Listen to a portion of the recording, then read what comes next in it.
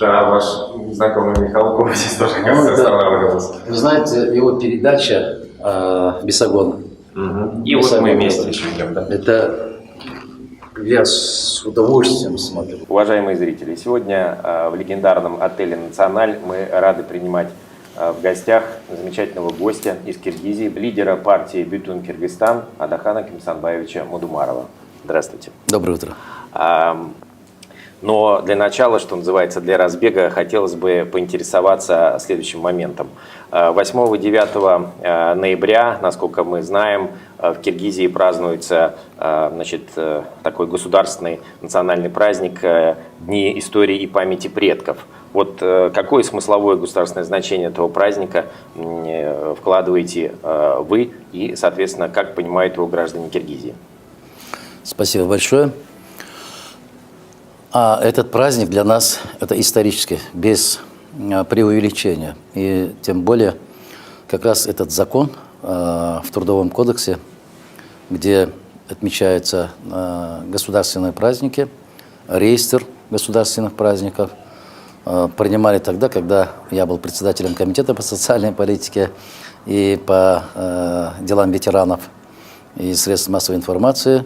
Эту идею предлагал покойный бывший первый секретарь ЦК Компартии Киргизии, член Политбюро ЦК КПСС Масалиев Абсамат Масалиевич.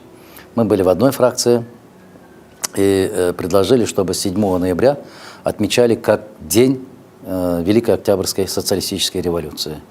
Этот праздник так и назывался до 2010 года. А в 2010 году, после известных событий, решили переиначить, как вы сейчас назвали. А для меня этот праздник как День Великой Октябрьской социалистической революции, которая дала для нашей страны колоссальные возможности, колоссальный рывок из феодальной капиталистической страны. Насколько подходит слово капиталистический, я не знаю. Социально разобщенного строя перешли в социалистическую систему ведения хозяйства. Это для нас великий праздник, потому что как народ, как государственность образовалась именно после Великой Октябрьской социалистической революции. Многие историки сейчас спорят, а была ли вообще государственность, 5-е, 10-е. Сейчас дело не в этом, мы не будем спорить, а в том, что именно после этой революции Кыргызская республика стала как бы суверенным субъектом Великого Советского Союза. Это гордость. А народ воспринимает этот праздник, особенно вот старшее поколение, с теплотой и душой. Они по-своему отмечают. Как мы раньше отмечали, лет 40 назад или 30 назад, точно так же и отмечают. Есть разные мнения, особенно среди молодежи. Но для нашего поколения и более молодого поколения это великий праздник. Скажите, а какого национального героя, исторического деятеля в Киргизии знают все, уважают все и почитают? Вот могли бы вы рассказать нам? Ну, безупречным для любого кыргызского человека есть, был и остается это Манас. Манас великодушный. Кстати, памятник тоже поставили в Москве к Манасу. Манас – это великая эпопея. Это достояние не только кыргызского народа, но и, мне кажется, всего человечества. Он вошел в книгу рекордов Гиннесса как самый объемный эпос. Она 40 раз больше, чем Илиада и Одиссея, 20 раз больше, чем известный индусский эпос Махабхарата. И первое место занимает в мире. Это более 500 000 строк. И последний магикан, последний монастырь из великих плеяд, это Саякбай Каралаев, которого считали Гомером 20 века. Вот этот Манас, личность Манаса является для кыргызов как бы единым таким центром, который притягивает всех. Скажите, вот учитывая ваш опыт, как бы сейчас сказали, топ-менеджера в управлении в свое время государственной телерадиокомпании Киргизии, как вы оцениваете моменты, связанные с информационным освещением современным российско-киргизских взаимоотношений. Может быть, чего-то не хватает, может быть, нужно каким-то образом пересмотреть. Вот ваше мнение. Много чего не хватает. В первую очередь не хватает простого общения, простого информационного, единого информационного пространства. Когда я был вице-премьер-министром, потом государственным секретарем Кыргызской республики, по своей инициативе проводил Дни культуры Кыргызской республики в Пензенской области. Известным губернатором Василием Кузьмичем Бочкаревым, мной очень уважаемый человек. И потом, через некоторое время, проводили Дни культуры Кыргызской республики в Свердловской области с Эдуардом Эргардовичем Росселем, тоже блестящий руководитель, великолепный администратор. Я очень с большим уважением отношусь к этим людям, они губернаторы, которые действительно в столь тяжелое время для регионов оказались во главе областей, регионов, и они поднимали, действительно. Но дело в том, что когда мы приезжали, это национальная филармония, это наши известные певцы, оперные, фольклорные певцы, они стоя встречали, стоя аплодировали. Я до сих пор помню перед моими глазами, когда я выступал в Пензе, зал стоя слушал, и, знаете, вот бабушки прослезились и говорили: мы соскучились по вас. И потом быстро пошла такая идея проводить фольклорные фестивали на берегу озера Сонгколь. Это озеро уникальное, над уровнем 3000 метров, это высоко в горах, там, где эдельвейсы растут. Красота. Неописуемая красота. И из Пензенской области приехала группа, ансамбль «Миряне». Это казаческая группа. А я все переживал. Как на равнине и такая высота, 3000 метров, они выступили. И более того, они заняли первое место. И у них была мотивация, говорит, первое место – это приз. Они говорят, знаете, дополнительно мы бы хотели что? 2 дня побывать на Иссык-Куле. И мы это сделали. То есть народ соскучился, а потом миряне давали большой концерт в Бишкеке. Многие опасались, что будет ли публика там. А я вам скажу, что не то, что там внутри зала, и перед театральной площадью народу было полно. Аншлаг. Это неописуемая, скажем, знаете, вот эта вот тоска. И действительно соскучились. И они прямо на площади, центральной площади Алато, давали концерт, вынуждены были, а там десятки тысяч. Вот это и есть тяга, то, о чем вы говорите. Если бы было у нас единое информационное поле, мы друг другу больше рассказывали бы, нежели там, что происходит в африканских странах или там в других. Мы бы сближали народ, потому что ничто так близко не сближает и быстро, чем культура. И это при том, вы говорите, что в Киргизии все метровые каналы российские принимаются в свободном доступе. Абсолютно. Да? И без всяких каких-то там заслонов. У нас прямое вещание. Вот, пожалуйста, Первый канал, Россия-24 информационный канал, и РТР, ВГТРК, и другие, даже областные каналы, уральские каналы, все принимаются. Я вам скажу, что контент огромный. И спрос большой.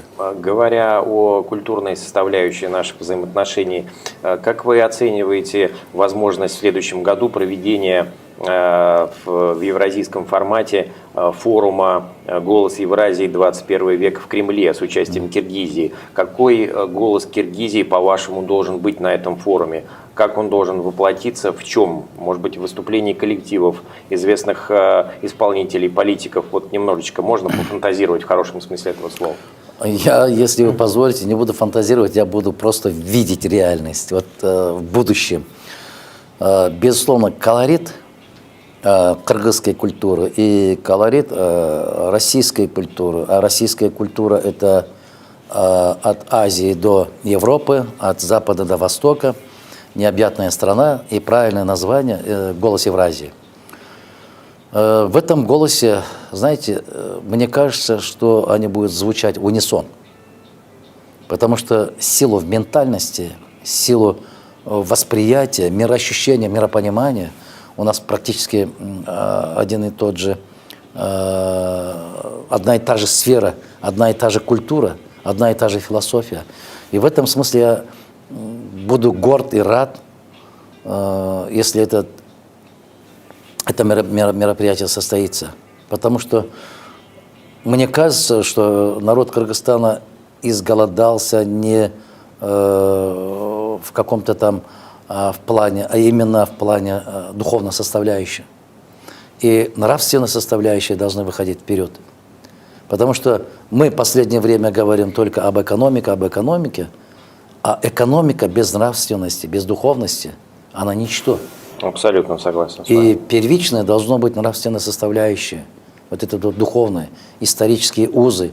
И вы задали вопрос, каким вы видите. Мне кажется, что я вижу огромный потенциал. Я хочу выразить благодарность всем тем инициаторам, которые собираются проводить такое мероприятие. Я со своей стороны, в свою очередь, могу заявить вполне ответственно, что я готов, где потребуются силы, советы, потому что мы проводили в свое время такого рода мероприятия, и мы готовы. И было бы очень хорошо, если такие мероприятия проводились бы в каждом государстве, странах СНГ, по очередности. Это был бы большой праздник для народа. Ну, оргкомитет «Голос Евразии. 21 век» с удовольствием и с большим вниманием примет опыт ваш и ваших коллег в организации этого мероприятия. Переходя в плоскость политических вопросов, конечно же, вспоминается ваш политический опыт и вес и на посту спикера парламента Киргизии Жогорку Кенеши и, соответственно, госсекретаря, когда вы исполняли эту должность, занимали эту должность в Киргизии. Как бы вы сейчас, как опытный политик, охарактеризовали политическую ситуацию в Киргизии и, самое главное, какие факторы влияют на эту ситуацию сейчас? В первую очередь мы тогда пытались унифицировать законодательную базу. Унифицировать, и не зря как раз Кыргызский кодекс, трудовой кодекс был выбран как модельный для стран СНГ. Вот межпарламентская ассамблея. Каждая страна разрабатывает великолепные, хорошие, соответствующие сегодняшним требованиям законопроекты. И не надо придумывать велосипед. Чем больше у нас будет такие базовые законы идентичные, унифицированные, тем легче будет дышать наши предприниматели, наши сельхозпроизводители, наши люди творческие. Мы в каком году? В начале 2006 году подписали соглашение между Кыргызской Республикой и Российской Федерацией. До того Михаила Ефимовича Фродкова я хочу выразить благодарность, пользуясь случаем, он был премьер-министром, а я как вице-премьер и в роли премьер-министра подписывал это соглашение в городе Душанбе. До этого кыргызские дипломы не признавались на территории Российской Федерации. А у нас очень многие специалисты в силу всяких причин переехали в Российскую Федерацию. И они были вынуждены еще раз переучиваться и сдавать экзамены и получать дополнительные документы. А после того, как мы подписали это соглашение, кыргызские дипломы признаются на территории Российской Федерации, как и дипломы высших учебных заведений Российской Федерации. Это была огромная поддержка и колоссальное, скажем, продвижение вперед в направлении сближения двух государств. Вот такие очень серьезные и в то же время мелкие вопросы, они дают колоссальный импульс друг другу, чтобы они двигались в одном направлении. И российские школы, русские школы в Кыргызской Республике сегодня действительно нуждаются в учебниках. Именно в стандартном, в понимании этого слова, чтобы стандарты были единые.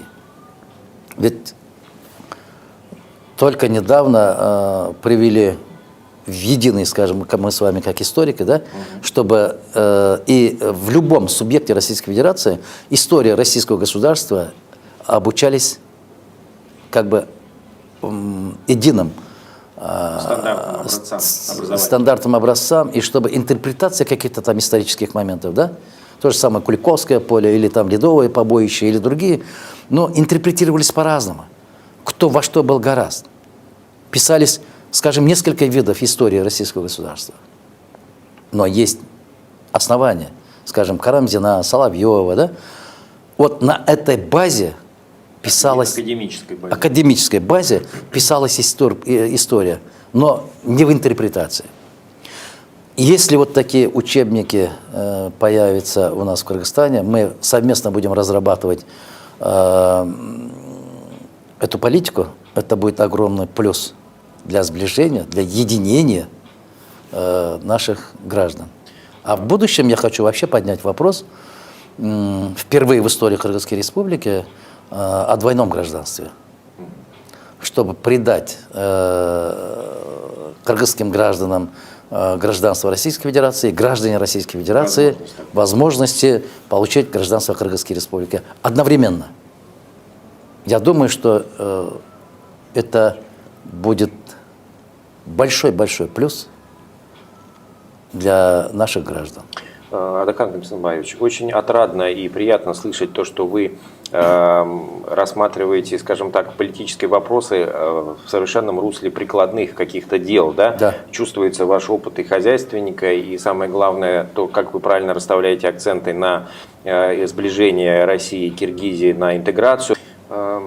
Скажите, пожалуйста, вот на ваш опыт, на ваш взгляд, ощущается ли в среднеазиатском регионе в целом и в Киргизии в частности все-таки какие-то внешнеполитические факторы, которые, возможно, препятствуют нормальным взаимоотношениям России и Киргизии? Ощущается ли пресловутое западное влияние на умы части политиков и части электората? Вот если да, то в чем это выражается? Она, безусловно, Кыргызстан живет ведь в мире, где, безусловно, сказываются всякие политические, экономические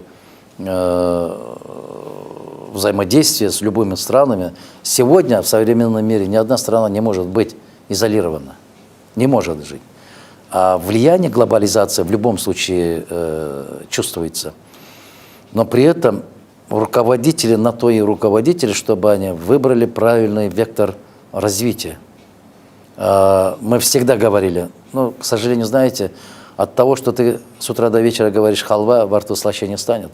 Сколько бы ни кричали, что наши стратегические партнеры пятые, десятые, но ты в глубине души сам уверен в этом?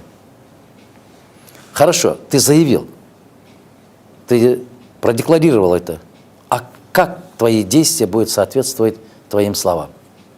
Ведь недоверие к власти не только есть со стороны народа, но и со стороны наших партнеров. Нестабильность, не сдержать свое слово, не соответствовать тем обязательствам, которые мы взяли перед нашими партнерами. Это все наносит большой урон для имиджа страны. И в этом плане мы должны четко соблюдать и должны выполнять те обязательства, которые брали перед нашими партнерами. Движение никогда не бывает одностороннее, оно должно быть двухстороннее. Как ты двигаешься, так и будут ответы. У кыргызов есть очень хорошая пословица, там, как ты поздоровался, так и будет здороваться с тобой. Именно исходя из этого мы должны соответствовать этим параметрам. Это очень мудрая мысль, на самом деле. Мне очень понятно, что вы хотите этим сказать. Адакан Кимсанбаевич, скажите, пожалуйста, а вот и как лидер партии, насколько мы понимаем, вы приверженец евразийского вектора развития взаимоотношений среднеазиатских государств России, потому что сейчас достаточно много ваших коллег, политиков первой величины, воспринимают евразийский вектор как некую здоровую альтернативу кризисным взаимоотношениям политическим на Западе. Вот ваша позиция по евразийскому вектору развития. Евразийский вектор – это не наш выбор, это выбор наших предков. А те люди, которые ответственно заявляют, что они готовы брать бразды правления, они должны подчиняться воле наших предков. Никакая политическая конъюнктура не должна и менять позиции какого-либо политика. Это как у нас среди кыргызов говорят, то, что завещал отец, дед, это выше, чем Конституция. А завещание наших предков – быть всегда с Россией. Но при этом не всегда надо выпрашивать что-то там. Ты что готов сделать для этого? А вот постоянно протянутой рукой ходить – это не делает чести. Мы же не инвалиды. Мы достаточная, самодостаточная страна со всеми возможностями. Потенциал огромный. И людской потенциал, и научно-культурный потенциал, и энергетический потенциал. Огромный. Но почему не развивается? То есть есть все предпосылки того, что Киргизия и Казахстан могут стать локомотивами в среднеазиатском регионе как раз вот этого евразийского вектора развития, да? Объединительным фактором в любом случае для любой страны, постсоветских стран, является Россия. Не только постсоветских стран. Сегодня уже в глобальном мире все больше и больше устремительное движение именно в направлении Российской Федерации. Я еще раз говорю, я сюда вкладываю абсолютно прагматичный, не политический, конъюнктурный смысл этого слова. Нет, это прагматизм. То есть то, что обусловлено историческим и эволюционным развитием, как я вас Именно, понял. именно. Я не зря говорил, что наши предки завещали нам быть вместе. Значит, поколения должны свято чтить завещания наших предков. И надо держаться вместе. Я еще раз говорю, политическо-конъюнктурные смыслы не надо вкладывать в вот эти вот дружбы. Дружба не бывает в одностороннем порядке. Я еще раз говорю, дружба, исходящая из потребностей, это уже не дружба. Это меркантилизм. Дружба, она должна быть, исходить из сердца. Она должна быть настолько чистой и настолько правдой. Если ты где-то там пострадаешь, ведь не обязательно надо какую-то выгоду искать от своих друзей. Мы в свое время говорили, почему в международной политике очень часто не совпадает или не оказывает поддержку Российской Федерации. Почему? Да потому что не по зову души, не по зову сердца некоторые делают безответственные заявления, говоря и обещая что-то там именно в интересах того периода. Нет, у нас вековая дружба, и она должна оставаться. И не должны подписывать какие-то бумаги для того, чтобы подтвердить, мы с вами партнеры. Нет, я еще раз говорю, нет. Одно слово, оно должно быть дороже, чем 1000 бумаг. Да, это поистину такой подход восточной мудрости. Очень приятно это слышать. Правильно ли мы понимаем, что свыше 500 тысяч киргизов стали гражданами уже Российской Федерации, проживают постоянно в России, но при этом они не прекращают своей связи с исторической родиной и влияют во многом, в том числе и на электорат в Киргизии? Вот. Немножко о диаспоре. Ну, насчет того, что более 500 тысяч, точную цифры ни Российская Федерация, к сожалению, ни кыргызская сторона не знает. То есть статистики такой точной пока нет? Да, в свое время, когда был руководителем федеральной службы, миграционной федеральной службы там Рамадановский, мы пытались все-таки точно определить количество кыргызских граждан, которые получили гражданство в Российской Федерации. Если даже они получили, это не трагедия. Почему я говорю, что надо обязательно поднимать вопрос о двойном гражданстве? Насколько они влияют на события, которые происходят у нас в Кыргызстане, они имеют колоссальную, скажем, силу воздействия. Они влияют, безусловно влияют. Ведь родственные связи у кыргызов, слава Богу, хвала Аллаху, очень-очень архаичны, как некоторые говорят. Это не архаичные, это как раз те связи, которые сохраняют до сих пор оставаться кыргызом. Независимо от национальности, я вам скажу. Русские, которые проживают в Кыргызстане, они больше, некоторые больше кыргызы, чем некоторые сами кыргызы. Ведь я в 2007 году говорил, что, возможно, некоторые кыргызы больше русские, чем русские, которые проживают в России.